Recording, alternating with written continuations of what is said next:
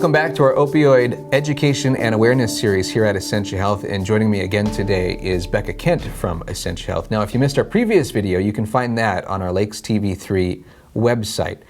Over the next 5 weeks, we're talking about why there's been an opioid rise, especially here in the Lakes area, and what it is that we can do to help prevent overdose deaths. So that's the question I want to ask you, Becca. Why has there been a rise in our area of overdoses and opioid use?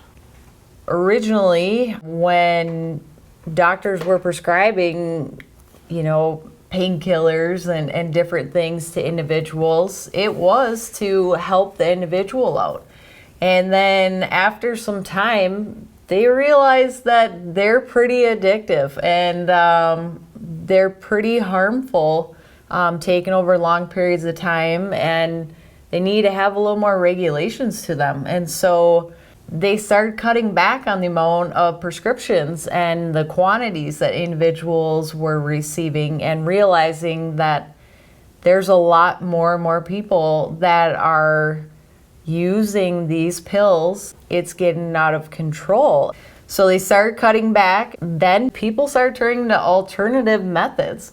And then that's where you saw this huge spike in heroin in particular. And in our area, heroin plagued us for a long time. I mean, it's not gone by any means, and it's still around, but it's a cheaper form of getting that prescription opioids, that so many people were seeking.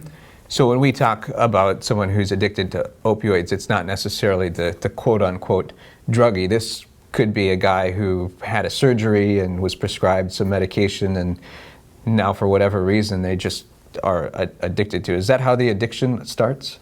Some of it is bad luck at the end of the day. Some of it is your genetic predisposition.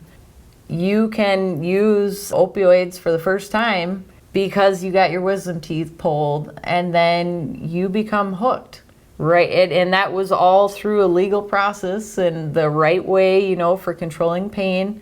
But something in your body is where you aren't able to stop and you need more of it. When the prescriptions started not being filled to the quantities that some individuals had previously received, a lot of people have had back injuries.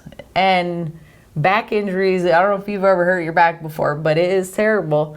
And it makes sense, to have something to relieve that pain.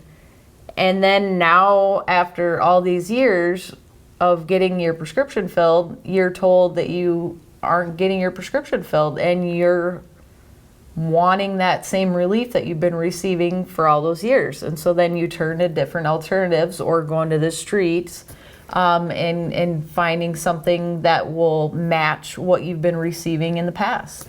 Is there a moment where someone goes from using opioids to being addicted to opioids? How do you know when you're addicted to opioids? You talk about the person with a back injury, and if your back is hurting and the opioids are helping, are you addicted to them because you're feeling like you need them to make your back feel better, or are you addicted to them because they're doing something beyond making your back feel better? I think multiple people would have different answers for that particular situation, because you can't deny that an individual has pain and ailment. It happens. But to what extent does that individual need medications in order to manage the pain? And after so many years or more frequent usage, your tolerance then becomes higher and higher and higher in order to have the same impact as the first time that you received that medication.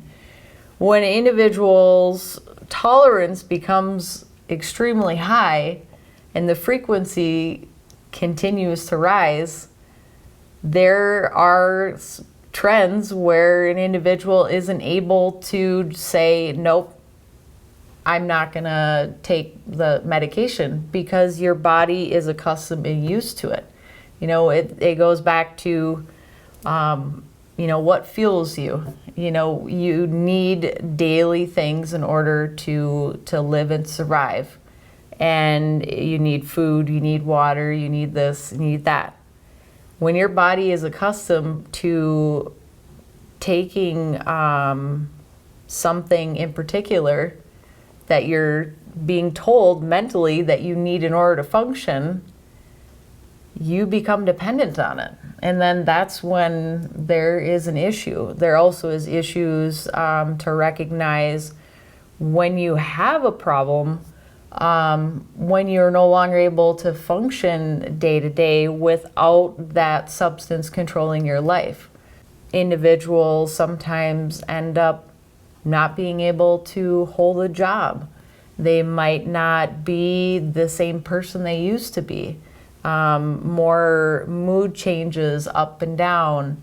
And then individuals become very much fixated on just trying to get that same feeling fix that they need in order to survive and manage in their eyes, because it's been such frequent use. And it's tough. It really is tough. Well, coming up in our next episode of Opioid Awareness and Education here at Essentia Health, we're going to talk specifically about those individuals. They might be your coworkers, they might be your relatives, they might be your friends, how we can help them and then safely dispose of opioids. That's all coming up next, right here on our Opioid Awareness and Education series.